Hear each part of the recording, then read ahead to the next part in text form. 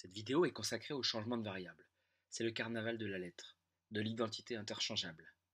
Petit x, grand X, mais qui es-tu vraiment?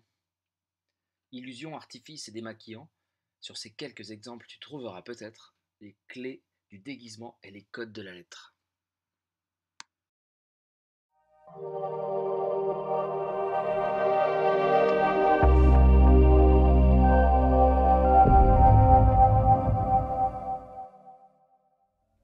On commence donc par les changements de variables sur un premier thème équation, plutôt classique. Dans l'exercice 1 que je vous propose, on va résoudre dans R l'équation x puissance 4 moins x carré plus 9 égale à 0.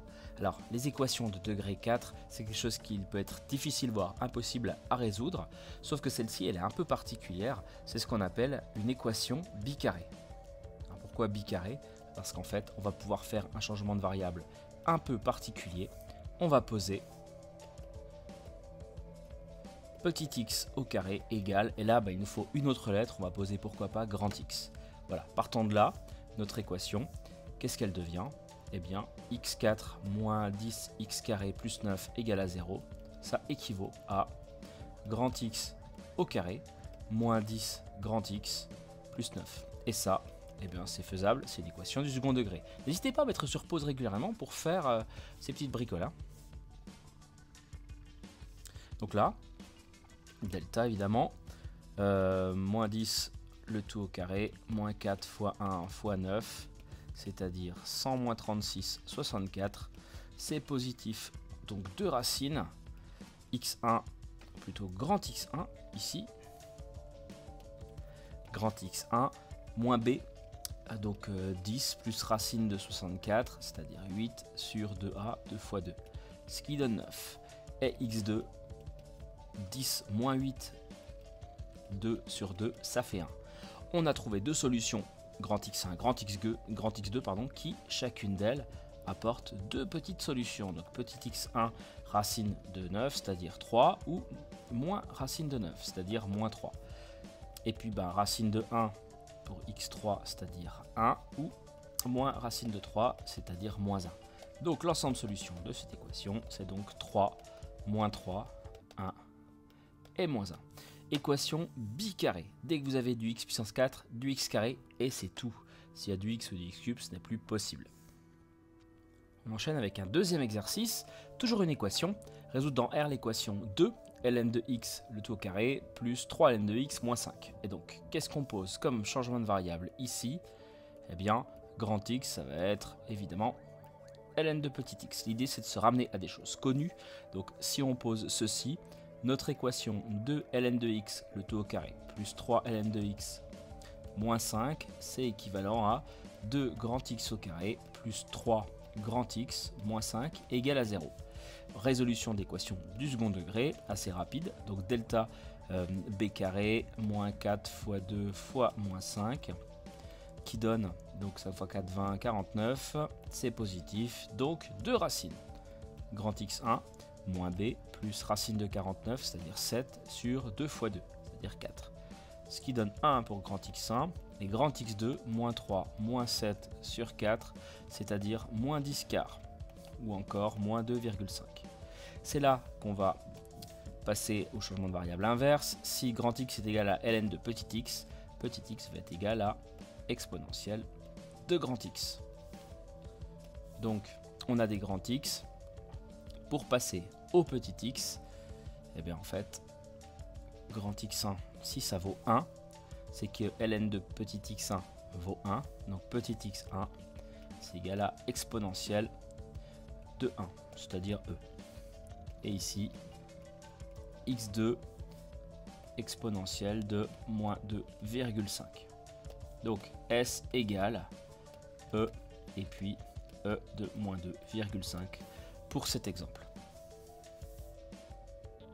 Dernier exercice sur le thème équation. On vous demande si l'équation exponentielle 2x plus 2 exponentielle x moins 3 égale 0 admet une unique solution, exactement deux solutions, une infinité de solutions ou n'admet aucune solution.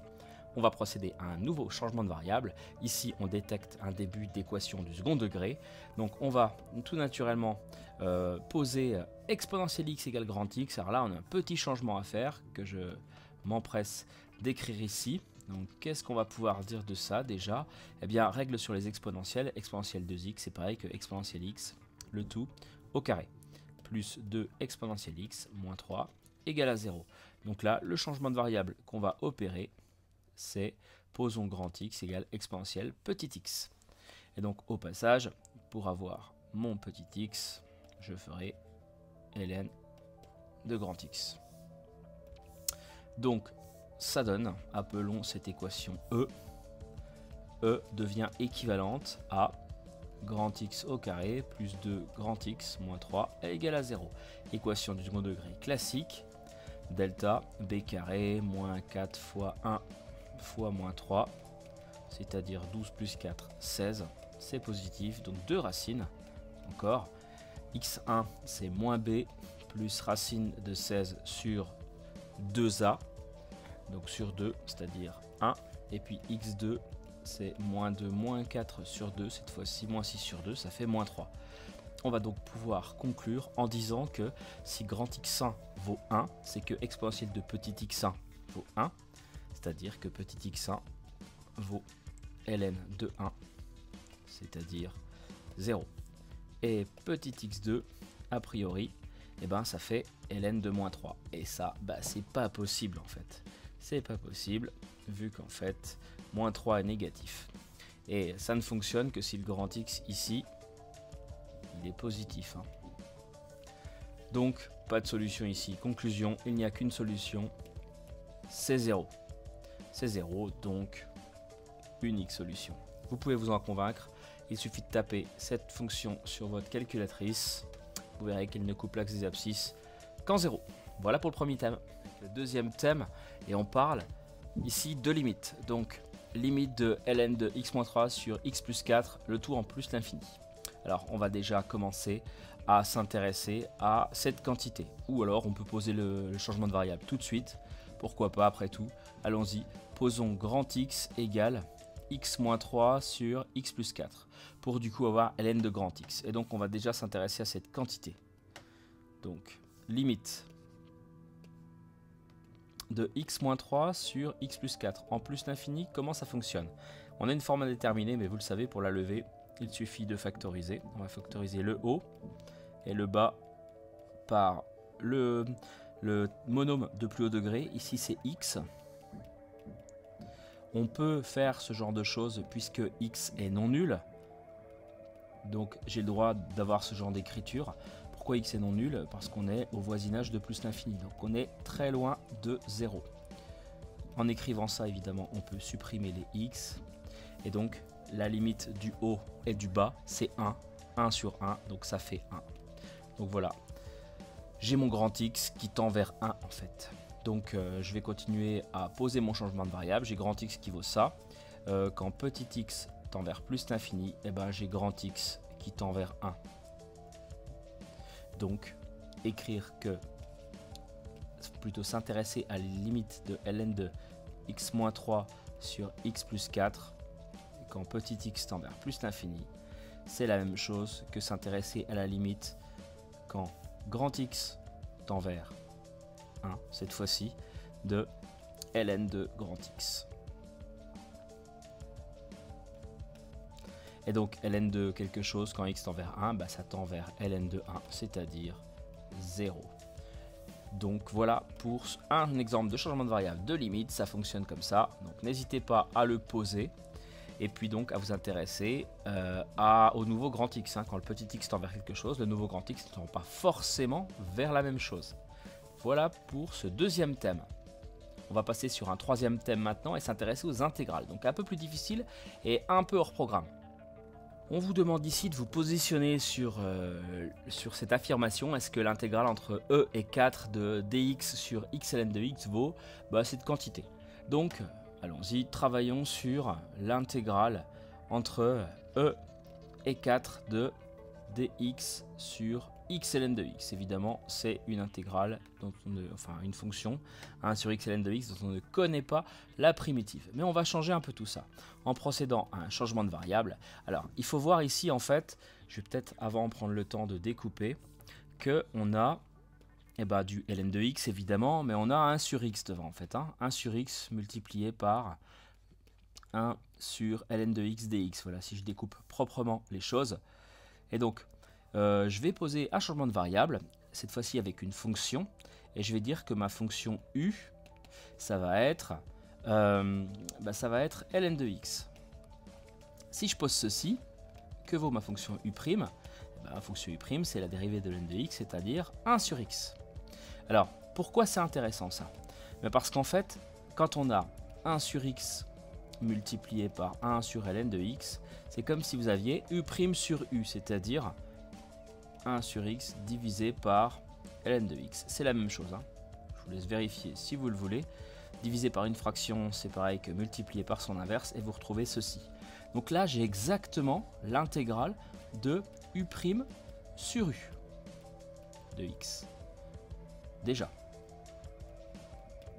Et donc, il faut aussi que je m'occupe des bornes, cette fois-ci. J'avais petit x qui valait e. Du coup, que vaut u de x? U de x, ça fait u de e, c'est-à-dire ln de e ou encore 1. Et quand x vaut 4, et bien u de x, ça fait u de 4, donc ça fait ln de 4, quoi. Donc mes bornes vont changer également. Ici je vais avoir 1 et ici ln de 4. Dernière chose, quelle est la primitive, une primitive de u' sur u?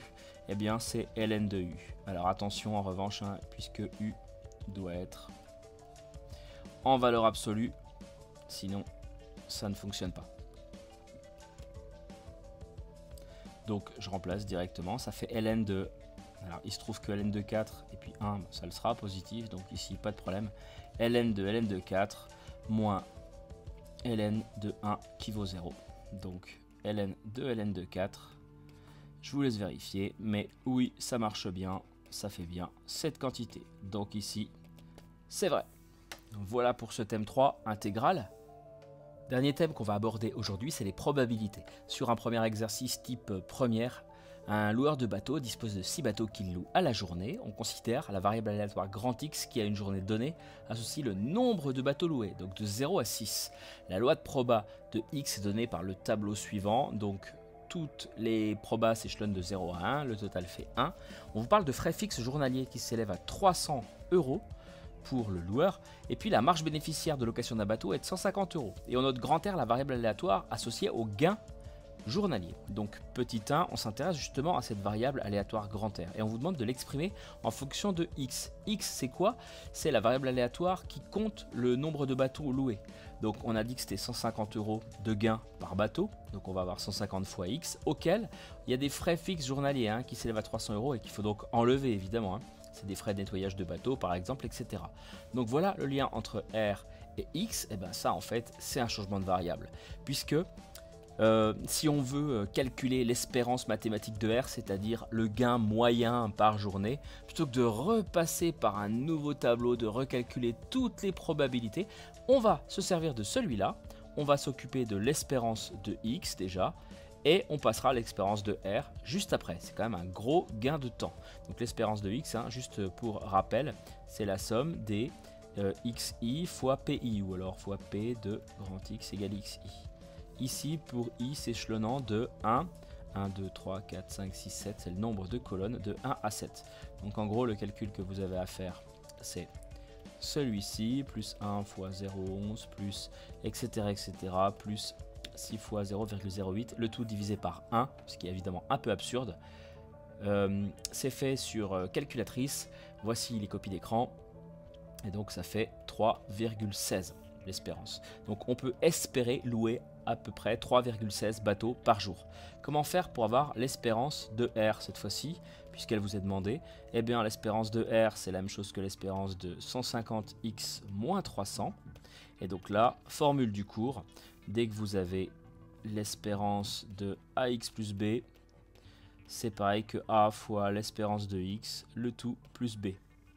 Au passage, c'est quelque chose que vous avez vu en première. Donc ça fait 150 fois l'espérance de X moins les 300, c'est-à-dire 150 fois 3,16 moins 300, ce qui donne 174. On peut espérer gagner 174 € par jour au niveau de ce loueur de bateau. Voilà pour un premier exemple de changement de variable, au niveau des probas en tout cas.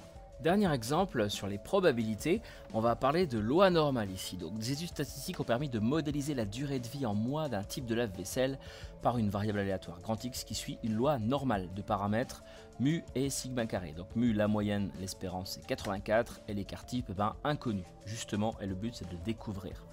On vous donne que la proba pour que x soit plus petit que 64 ici, c'est 0,16, 16%. Donc la représentation graphique de la fonction densité de proba de x est donnée par le graphique ci-contre.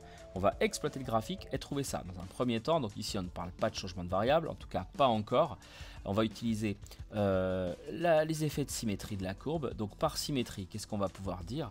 On va pouvoir dire que la probabilité pour que x soit plus grand que... Alors entre 64 et 84, la moyenne qui est ici, il y a 20. Si je rajoute encore 20, 84 plus 20, ça fait 104.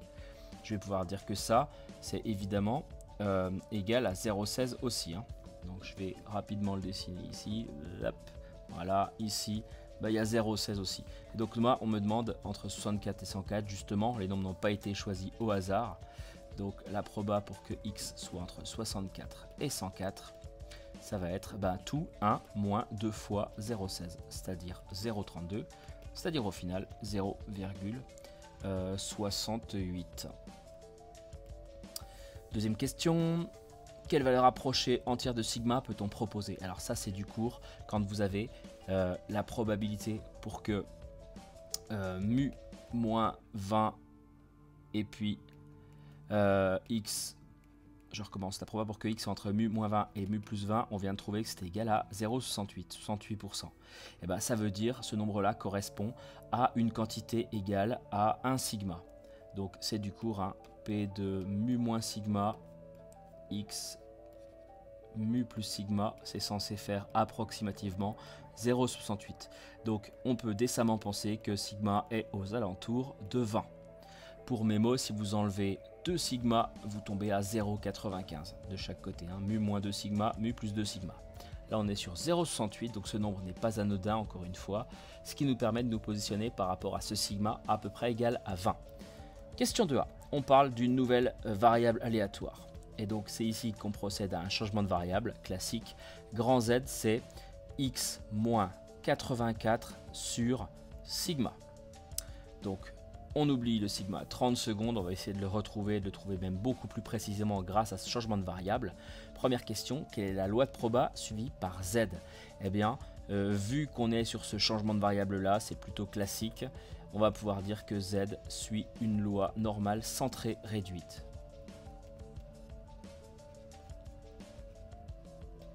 Donc ça va s'écrire comme ceci. Z suit une loi normale de paramètres mu égale 0 donc et sigma égale 1. Centrée réduite. Question B. Justifier que P de x plus petit que 64 c'est égal à ça. Allons-y, alors ça veut dire quoi? P de x plus petit que 64. Eh bien ça veut dire que si j'enlève 84 de chaque côté, j'ai P de x moins 84 qui va être plus petit que moins 20. Ou encore, si je divise tout par sigma, je vais avoir P de x moins 84 divisé par sigma qui va être plus petit que moins 20 sur sigma. Et puis ça, c'est qui? C'est exactement z. Donc voilà, j'ai P de z qui est plus petit que moins 20 sur sigma. J'ai utilisé mon changement de variable. Et ce que je sais sur z, c'est qu'elle est centrée réduite. Donc on va pouvoir, grâce à ça, trouver la valeur de sigma à la calculatrice en donnant l'aire totale, puisqu'on sait que tout ça, c'est égal à 0,16. C'est écrit ici, ici dans l'énoncé. On a P de x plus petit que 64 qui est égal à 0,16. Donc ça équivaut à P de z plus petit que une quantité inconnue, moins 20 sur sigma, égale à 0,16, pareil, changement de variable. Et ça, la calculatrice, ça se trouve, voilà, et on trouve que moins 20 sur sigma, c'est à peu près égal à moins 0,9945. Donc ça c'est équivalent à quand vous passez sigma d'un côté, vous balancez le moins 0,9945 de l'autre côté. Sigma c'est approximativement 20 divisé par 0,9945. Et ça, à 3 chiffres derrière la virgule, ça veut dire 20,111 approximativement. C'est quand même beaucoup plus précis que notre lecture graphique, mais on retombe sur des choses plutôt similaires. Donc voilà encore un exemple classique de changement de variable. On passe d'une loi normale de paramètres mu et sigma quelconque à une loi normale centrée réduite. C'est très classique au niveau de ce changement de variable que je vous réécris ici. Z c'est x moins mu toujours sur sigma. Sachant que x suit la loi normale de paramètres mu et sigma, z va suivre la loi normale centrée réduite de paramètres 0, 1. Voilà pour ces histoires de changement de variable. Changez de variable, mais ne changez pas vos habitudes. Si la vidéo vous a plu, et pour soutenir mon travail, lâchez un petit pouce bleu et partagez-la sur les réseaux sociaux. A bientôt!